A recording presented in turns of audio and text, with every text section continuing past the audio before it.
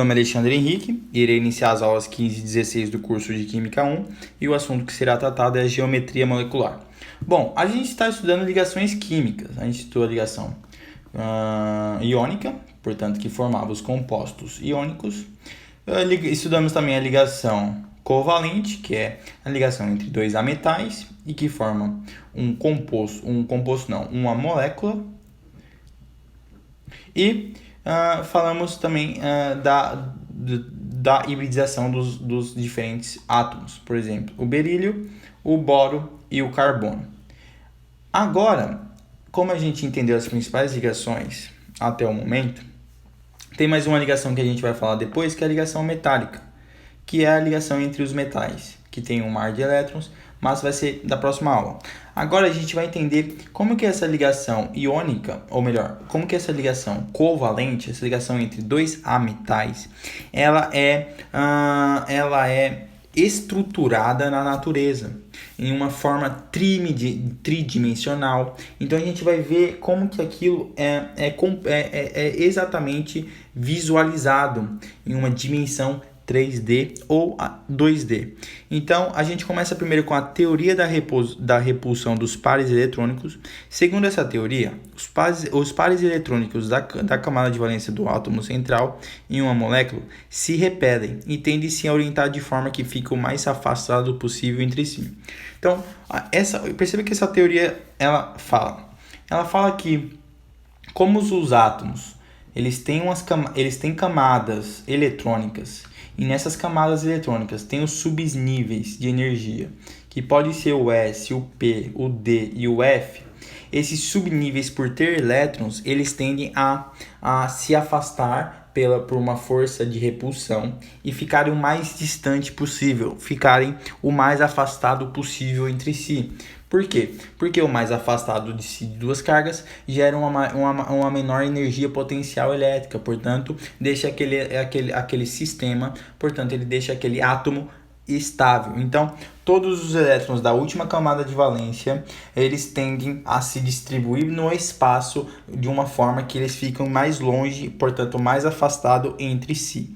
Então, é assim a principal forma que um átomo se apresenta na natureza. Todos os elétrons deles tentam achar um ângulo em que consiga ficar mais afastado entre eles, entendeu? Então, cada orbital tende a ficar mais afastado entre eles.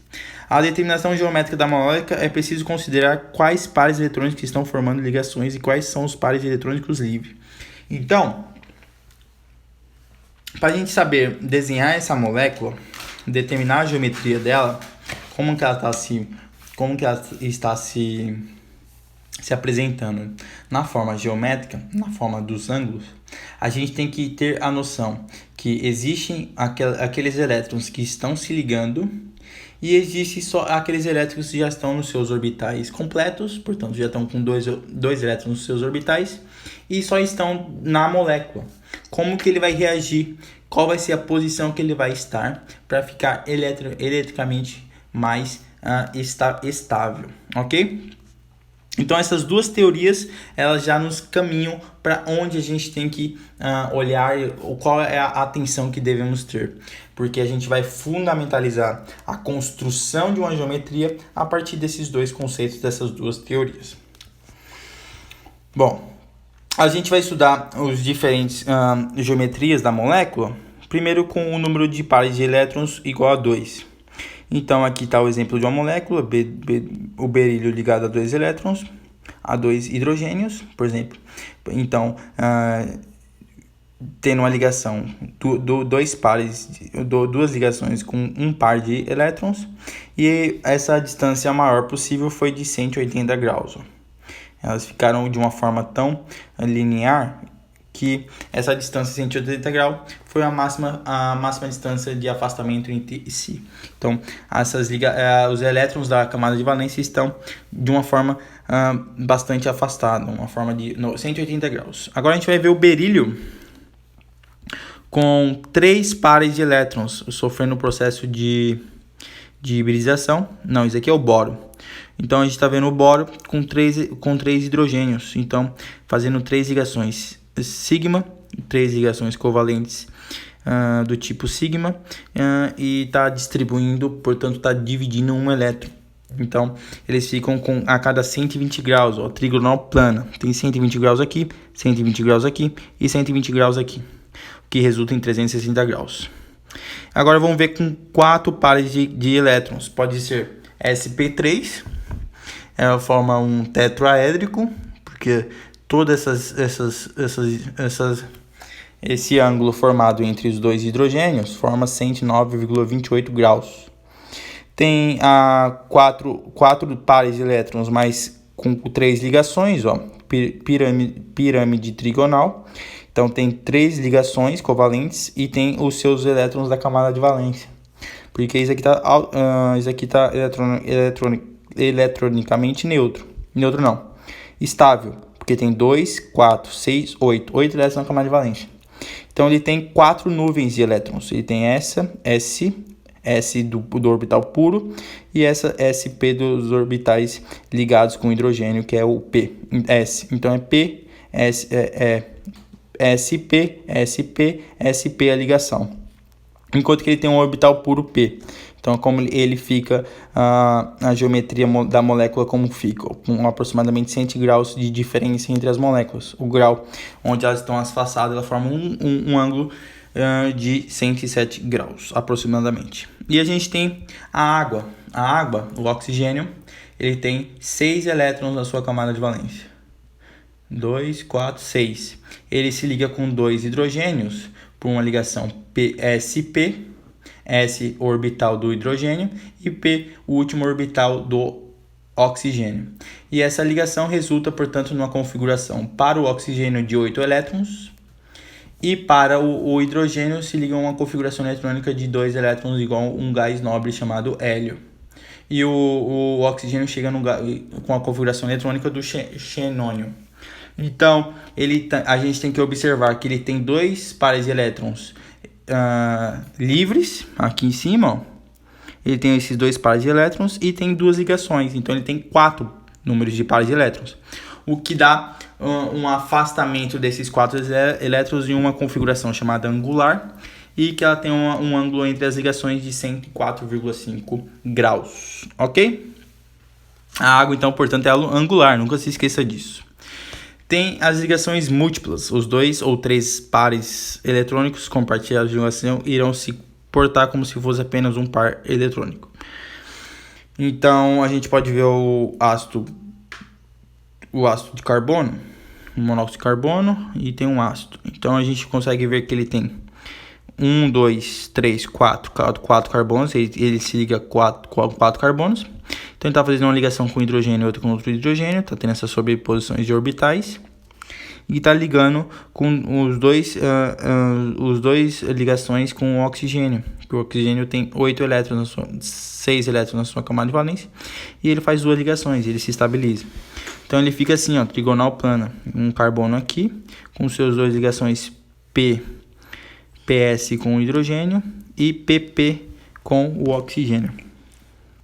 O dióxido de carbono, 2 ligações P, linear, então tem 180 graus aqui. E o ácido nítrico tem 3 ligações, a ligação é linear também, ok? Então a gente está falando da geometria, trigonal plana, linear, porque dá um maior afastamento de 180 graus. Vamos para as questões. O PF 2012. Moléculas como a água e a amônia apresentam polaridade acentuada, no entanto, moléculas como o berílio Cl2 e boro Cl3 são apolares. A explicação para esse comportamento se encontra assentada na forma como ocorre a disposição dos átomos ligantes em torno do átomo central, sendo que a forma geométrica da molécula irá depender da configuração eletrônica do átomo central. Dados: o berílio a sua orbital é 2s2, o hélio é 2s2 2p1, o nitrogênio é 2s2 2p3 e o hélio é 2s2 2p4. Com as moléculas citadas, assim, a alternativa é correta. A molécula de água apresenta geometria linear?